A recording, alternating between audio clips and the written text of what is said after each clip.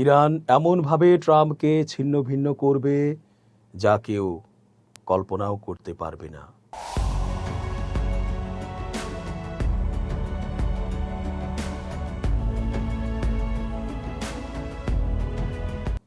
আসসালামু আলাইকুম দর্শক, কেমন আছেন?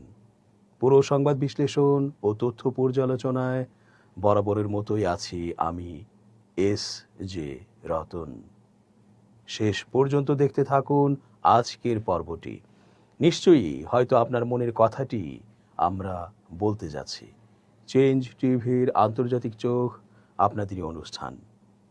ইরান তো প্রতিজ্ঞা করেই ফেলেছে সেই খামেনির শেষ বিদায়ের অনুষ্ঠানে যে ট্রাম্পকে ইতিহাসের সবচেয়ে জঘন্যভাবে ছিন্ন ভিন্ন করা হবে, যা কেউ কোনোদিনও কল্পনা করেনি। এটা দেখে বিশ্ববাসী যারা মানবতার পক্ষে, তারা এমন খুশি হবে যে ভাষায় প্রকাশ করা যাবে না। একেবারে অনন্য ইতিহাস হবে এই অভূতপূর্ব ইতিহাসের।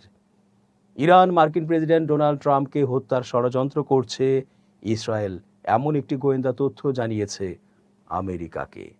ইরানের এই হত্যা পরিকল্পনাটি একেবারেই নতুন বলে দাবি করা হয়েছে। মার্কিন সংবাদ মাধ্যম ওয়াল স্ট্রিট জার্নাল ও সিএনএন এ খবর প্রকাশ করেছে। গত 28 ফেব্রুয়ারি যুক্তরাষ্ট্র ও ইসরায়েল যৌথভাবে ইরানের ওপর হামলা চালায়।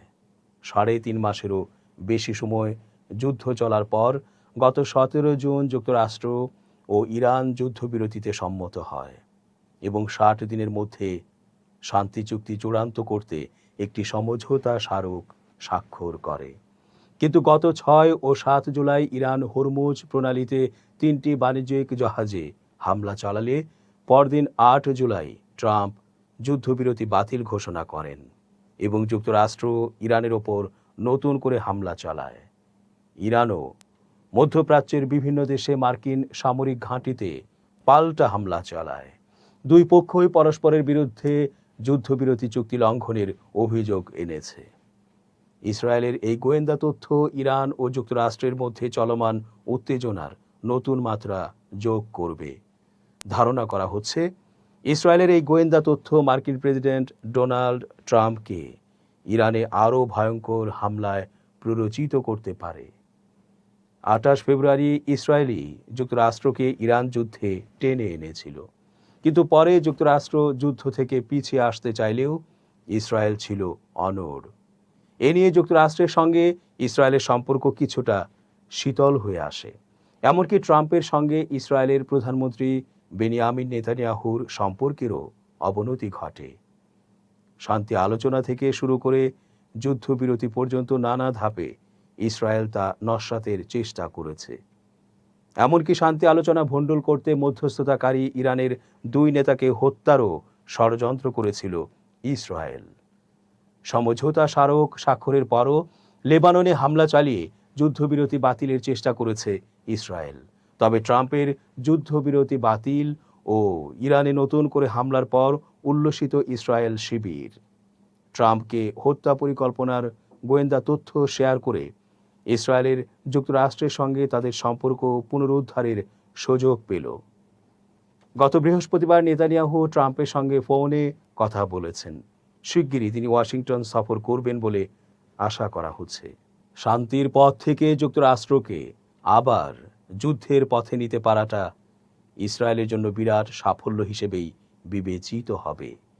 ইসরায়েল ঠিক কবে গোয়েন্দা তথ্য যুক্তরাষ্ট্রকে জানিয়েছে সেটি সুনির্দিষ্টভাবে জানা না গেলেও চলতি সপ্তাহেই তারা এটি করেছে।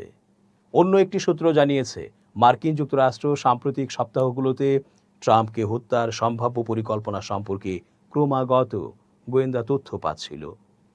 তবে ইসরায়েলের কাছ থেকে পাওয়া এই সতর্কবার্তাটি একেবারেই নতুন এবং এটি একটি সুনির্দিষ্ট ষড়যন্ত্রের সঙ্গে সম্পর্কিত। ইসরায়েল যে চক্রান্তের বিষয়ে সতর্ক করেছে তার বিস্তারিত বিবরণ তাৎক্ষণিকভাবে স্পষ্ট পাওয়া যায়নি। এই বিষয়ের সঙ্গে জড়িত 2টি সূত্র জানিয়েছে মার্কিন যুক্তরাষ্ট্র নিজেরা এই তথ্যটি যাচাই করেনি এবং ইসরায়েলের সতর্কবার্তা পাওয়ার আগে তারা এই ধরনের কোনো সুনির্দিষ্ট চক্রান্তের ওপর নজর রাখছিল না। একটি সূত্র জানিয়েছে ইসরায়েলের যে কোনো তথ্য যুক্তরাষ্ট্রের কেউ কেউ সন্দেহের চোখে দেখে। মার্কিন সরকার অবশ্য দীর্ঘদিন ধরে সতর্ক করে আসছে 2020 সালে ট্রাম্পের আদেশে চালিত একটি ড্রোন হামলায় ইরানের শীর্ষ জেনারেল কাসেম সোলাইমানিকে হত্যার প্রতিশোধ হিসেবে ইরান তাকে হত্যার চেষ্টা করতে পারে। গত বুধবার ট্রাম্পের কথায়ও তাকে হত্যার ষড়যন্ত্রের কথা আছে। ট্রাম্প সাংবাদিকদের বলেন, তারা মার্কিন নেতাকে অর্থাৎ আমাকে সরিয়ে দিতে চায়। আমি তাদের যে কোনো তালিকায় আছি। আজ সকালে আমি দেখলাম যে আমি তাদের প্রতিটি তালিকায় রয়েছি। তিনি আরও বলেন, এখন পর্যন্ত আমি মনে করি আমি কিছুটা ভাগ্যবান ছিলাম, তবে হয়তো এটি খুব বেশি দিন স্থায়ী হবে না। এরা অত্যন্ত দুষ্ট ও অসুস্থ মানুষ এবং আমাদের এই ক্যান্সারকে উপড়ে ফেলতে হবে। সেই ক্যান্সার, আপনারা জানেন এই ক্ষেত্রে কি করতে হয়। ক্যান্সারকে শুরুতেই কেটে বাদ দিতে হয় এবং আমিও ঠিক তেমনটাই অনুভব করি। ইরান সরাসরি কখনো ডোনাল্ড ট্রাম্পকে হত্যার হুমকি দেয়নি, তেমন কোনো পরিকল্পনার কথাও স্বীকার করেনি। তবে গত সপ্তাহে ইরানের প্রয়াত ধর্মীয় নেতা আয়াতুল্লাহ আলী খামেনির জানাজায় ইরানের ক্ষুব্ধ জনগণ ট্রাম্পের মৃত্যু কামনা করে স্লোগান দেয়। 28 ফেব্রুয়ারি যুক্তরাষ্ট্র ও ইসরায়েলের যৌথ হামলার প্রথম দিনেই খামেনি নিহত হন। উপহার হিসেবে কাতারের দেয়া নতুন এয়ারফোর্স ওয়ান বিমানে চড়ে তুরস্ক সফরে গিয়েছিলেন যুক্তরাষ্ট্রের প্রেসিডেন্ট ডোনাল্ড ট্রাম্প। তবে ফেরার পথে সেই বিমানের পরিবর্তে পুরনো এয়ারফোর্স ওয়ান বিমানটি ব্যবহার করেন তিনি। একাধিক কর্মকর্তার সূত্রে মার্কিন গণমাধ্যম CNN বলছে, নতুন বিমানটিতে উন্নত ক্ষেপণাস্ত্র প্রতিরোধী ক্ষমতা যুক্ত করা হয়নি, আর তাই নিরাপত্তা উদ্বেগের কারণে পুরনো বিমানে তুরস্ক ত্যাগ করেন মার্কিন প্রেসিডেন্ট। যদিও সূত্রগুলো জানিয়েছে ট্রাম্পের ওপর সুনির্দিষ্ট বা নতুন কোনো হামলার হুমকি ছিল না। তবে তুর্কি সীমান্ত ঘেঁষা ইরানে মার্কিন বিমান হামলার পর নেটো সম্মেলনে ট্রাম্প নিজেই তার প্রাণনাশের আশঙ্কার কথা উল্লেখ করেছিলেন। ট্রাম্প বলেন, হত্যার তালিকায় আমি 1 নম্বরে আছি। এর আগে নিউ ইয়র্ক টাইমসও এই নিরাপত্তা উদ্বেগের খবর প্রকাশ করেছিল। তবে নতুন বিমানটির চেয়ে পুরনো বিমানটি ঠিক কেন বেশি নিরাপদ তা তাৎক্ষণিকভাবে স্পষ্ট করা হয়নি। বিষয়টির সঙ্গে পরিচিত দুটি সূত্র জানিয়েছে, আন্তর্জাতিক অঙ্গনে পূর্ণ নিরাপত্তা নিশ্চিত করার মতো কিছু সক্ষমতার ঘাটতি রয়েছে নতুন বিমানটিতে। যদিও তৃতীয় একটি সূত্র দাবি করেছে এটিতেও পুরনো বিমানের মতো অনেক উন্নত সুযোগ সুবিধা রয়েছে।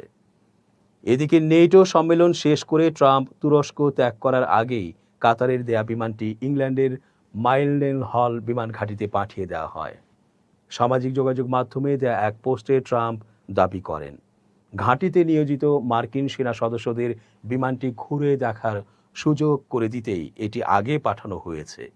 CNN জানায়, কাতার সরকারের উপহার দেয়া $400 মিলিয়ন মূল্যের এই নতুন জেট বিমানটি নিয়ে দীর্ঘদিন ধরে আইনি, নৈতিক এবং জাতীয় নিরাপত্তার নানা প্রশ্ন উঠছিল। যদিও মার্কিন বিমান বাহিনী দাবি করেছে বিমানটি সম্পূর্ণ নিরাপদ এবং প্রেসিডেন্টের মিশনের জন্য প্রয়োজনীয় সব আধুনিক প্রযুক্তিতে সজ্জিত। একটি সূত্র জানায়, কাতারের বিমানটিকে সবসময় একটি অন্তর্বর্তীকালীন বিমান হিসেবে বিবেচনা করা হয়েছে, যা মূল নতুন বিমানগুলো প্রস্তুত হওয়ার আগ পর্যন্ত ব্যবহৃত হবে।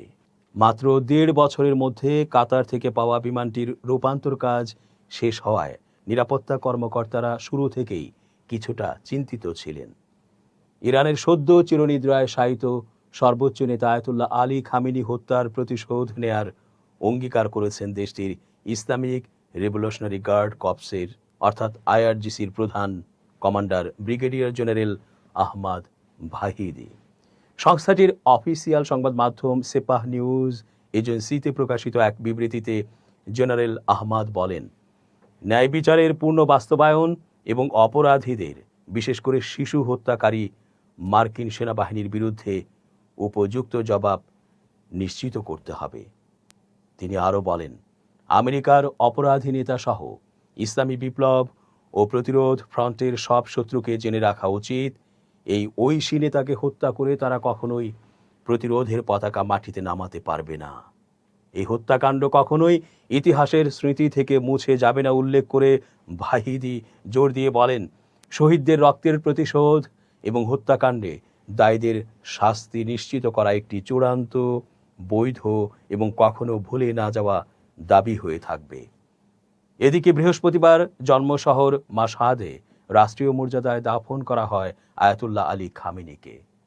যুক্তরাষ্ট্র ও ইসরায়েলের যৌথ বিমান হামলায় 4 মাস আগে পরিবারের 4 সদস্য সহ খামেনি নিহত হয়েছিলেন।